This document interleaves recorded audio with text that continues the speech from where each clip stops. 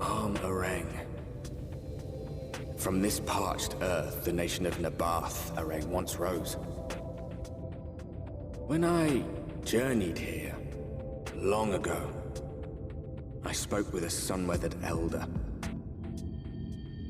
He told me Arang meant majestic land in the language of his people.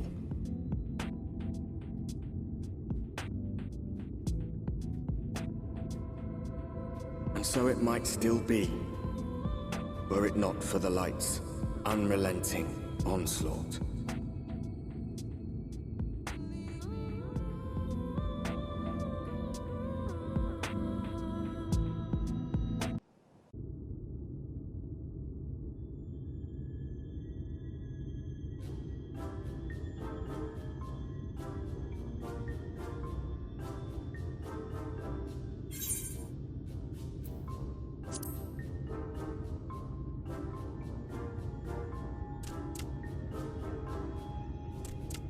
Master Gengen, this is the friend of the Exarch I was telling you about. Very good, very good. Though friend or no, all are welcome in Maud Souk. Souk is Mordish for city. As things stand, this souk boasts the largest and busiest marketplace in all Armarang. You'll find ore from the mines here, of course, but all manner of other things too, many of them rare. As I told you before, not many visit Armarang by choice, but Maud Souk's a different story. Merchants come from miles around to purchase the relics the Maud dig up. Aye, that they do. For Maud do not dismiss the spoils of the earth. We clean them and polish them and reveal to the world their true value. That is why they come here, come from far away, come with much money. And so our souk is always busy, busy, busy. No such thing as a thing no one needs. You say that every time, Master Gengen. Some sort of family motto, wasn't it? Or perhaps a Maud philosophy, for which we should all be very grateful. Would that everyone was so willing to take in refugees regardless of race or creed. Now then. If you intend to spend any time here, you'll want to gain the trust of the locals. And there's a little custom all newcomers are expected to observe. The cracking of the coin purse. You buy one thing from the market. Price can be low or high, just as long as you buy. As the good Maud says. In fact, the Exarch sent a little something to cover this very expense. A Verbert gold piece, no less. The first I've held in years. Verbert gold? Real Verbert gold?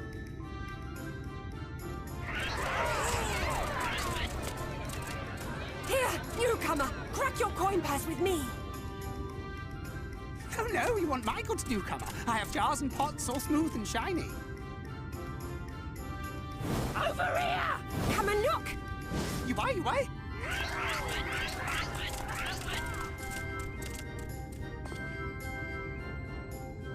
Enough of that! Calm, I say!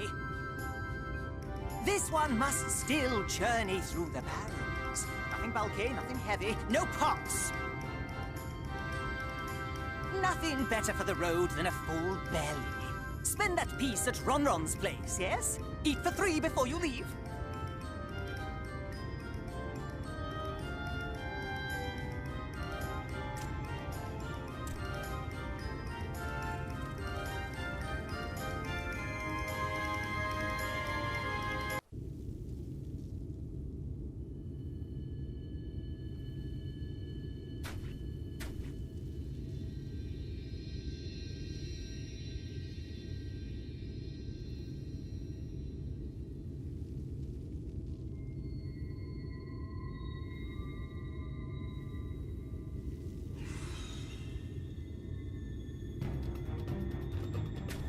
Get back here!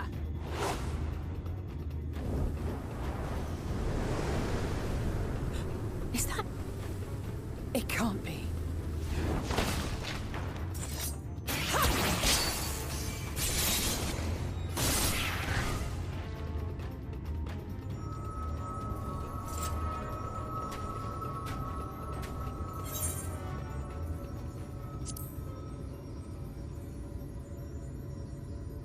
Just a lesser sin eater.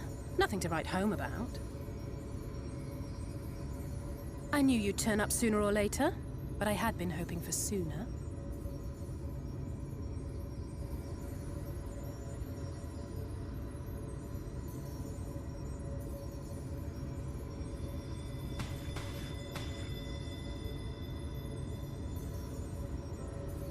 How are you?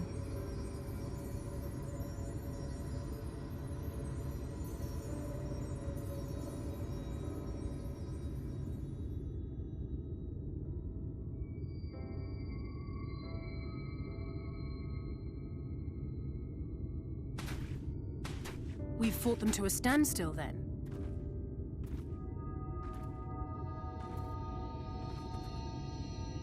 The Exarch did say that the Empire seemed to have drawn back when he last looked in on the source. But without knowing for sure how fast time was passing there, I couldn't help worrying that a lot might have happened since then. I'm heartily relieved to hear that it hasn't, just as Alphino must have been. As you can imagine, both he and Urianger were desperate to hear the news from home when I arrived. I haven't actually seen Thancred and Y'shtola yet, but they will have heard all the latest developments from the Exarch by now, or should have at least.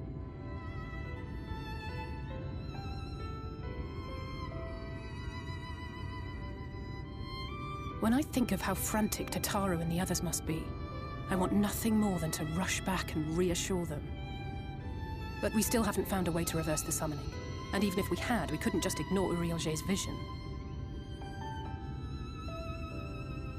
He may use 10 words where one would suffice, and they may often obscure as much as they reveal. But on this matter, he was as clear as day. I do not doubt for one moment that he saw what he claims. Nor how difficult it must have been to speak about them. The 8th Umbral Calamity and your death aren't exactly topics for idle conversation. As much as I might want to go home, I don't want to go home to that. We can't allow the rejoining to happen, which means we have to save the first from the Sin Eaters.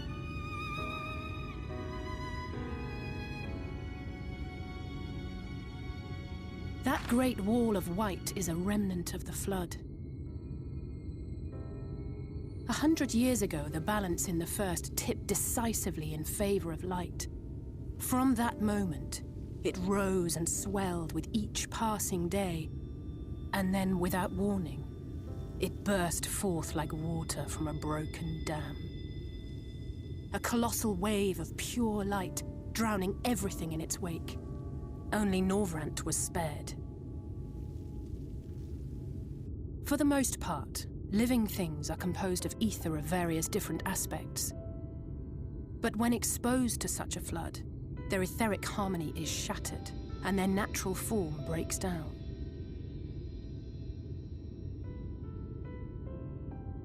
Then they either perish, or are warped into mindless abominations.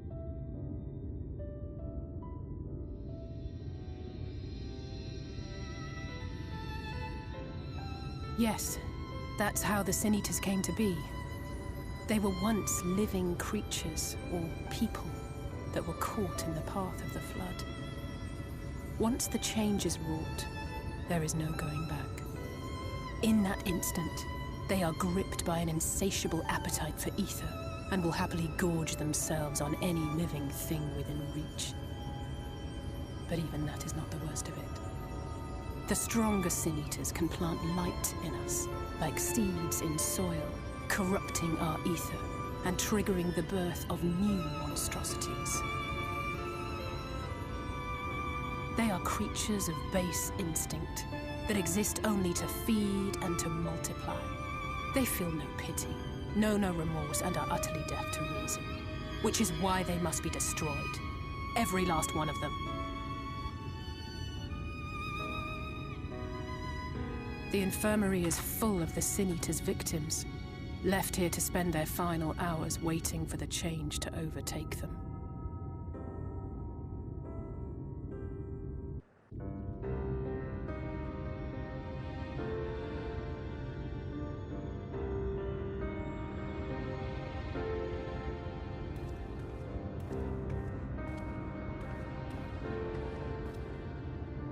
Look, over there. where the wall is broken. Do you see what lies beyond? That's what the land became after the light flooded in. An empty, white nothingness. Life cannot exist in such conditions. The primordial light would wreak havoc on the body's etheric balance.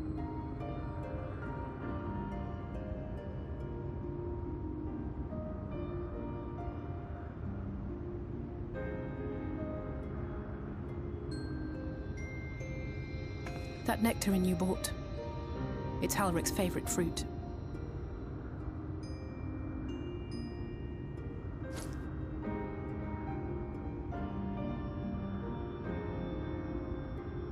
Most of the patients, Halric included, survived the attacks of powerful eaters. But their fate was sealed all the same. The monster's corruption has entered their bodies, and their very essence is being subsumed by light. The twisted state of the world itself just makes matters worse. Under normal circumstances, a person's ether naturally tends to equilibrium. But for these poor souls, the opposite is true.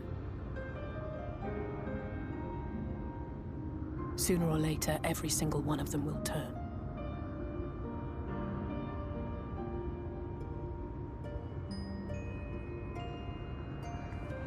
Tesleen and the patients, they all know this. They know what has to be done before the change goes too far, before the eater within takes over. The preferred method is mixing poison into their favorite food. In my time here, I've borne witness to a lot of last meals.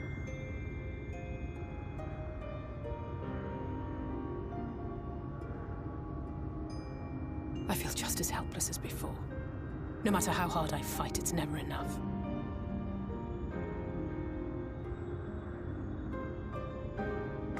But it's a war I mean to wage, nonetheless.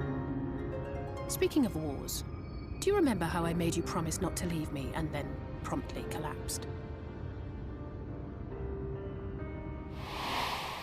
Well, let's just say I had a few choice words for the Exarch concerning the timing of his summons.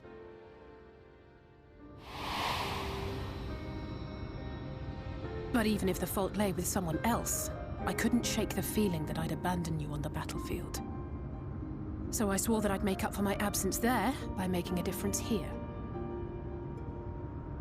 And that's what keeps me moving forward, even when things seem hopeless.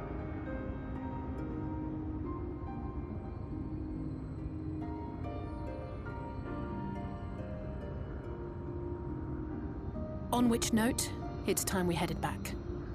The longer we keep Tesleen waiting, the harder this will be for her.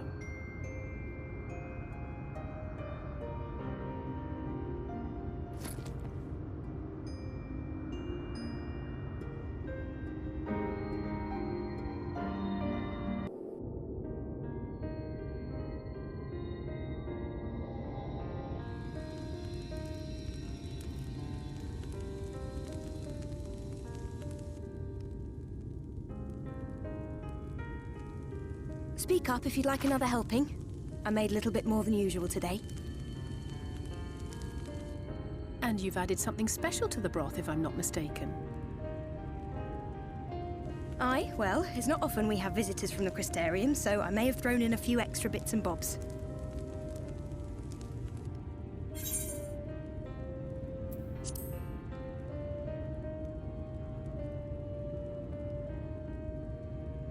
That's what I like to hear. Give me a moment to warm up the pot.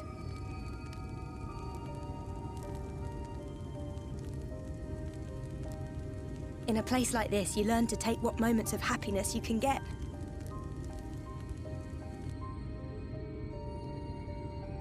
I remember when I first came here with my mother. She was showing the early signs.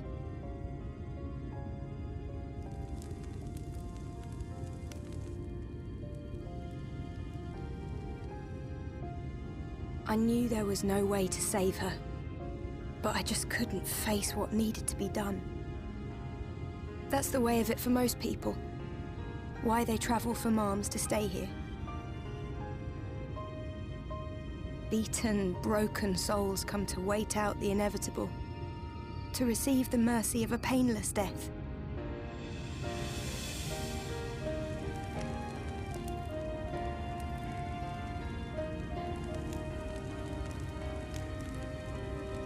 When my mother finally left this world, I was mad with grief, but also thankful that her passing was a peaceful one.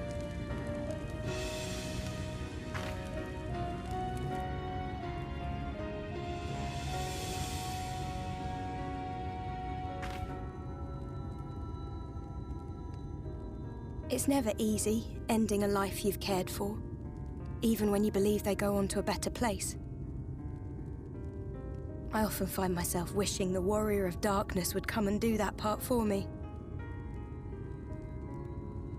The Warrior of Darkness?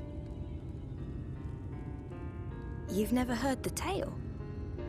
I'm not sure where it began, but every child in Norvrent could tell you a version of it.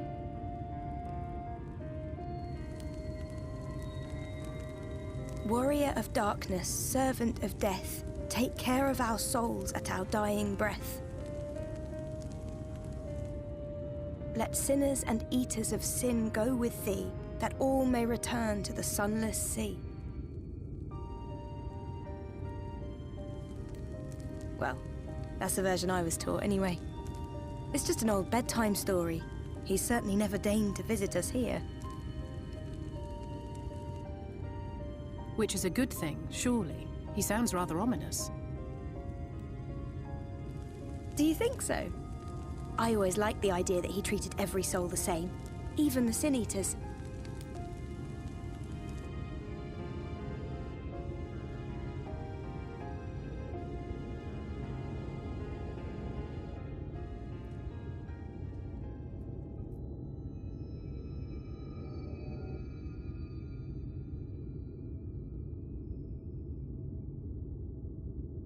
They're coming.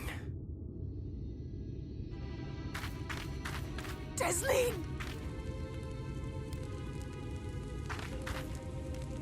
Have you seen Halric? I swear, I only took my eyes off him for a moment.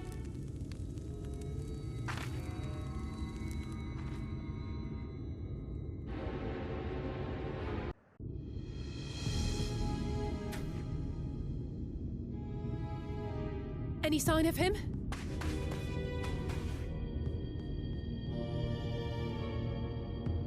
No luck then. But he surely can't have gone far. We should keep looking. The Sin Eaters are out in force, and if we don't find him soon, you can be sure they will.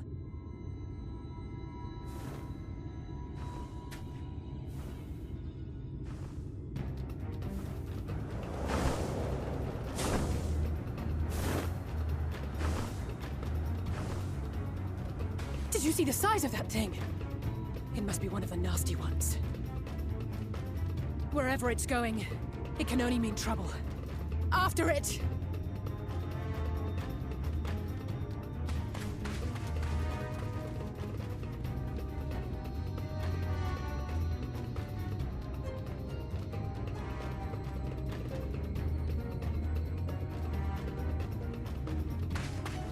There it is!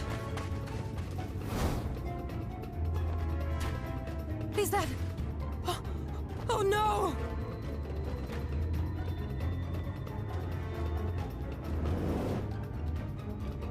Halric!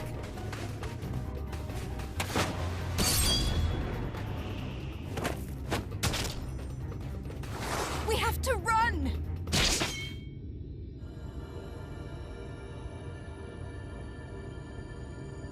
Desleen! No!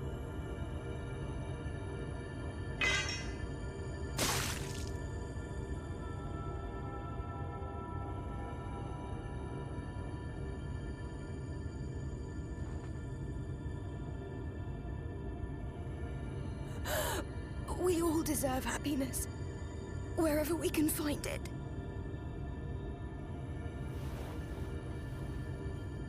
The time left to you is precious.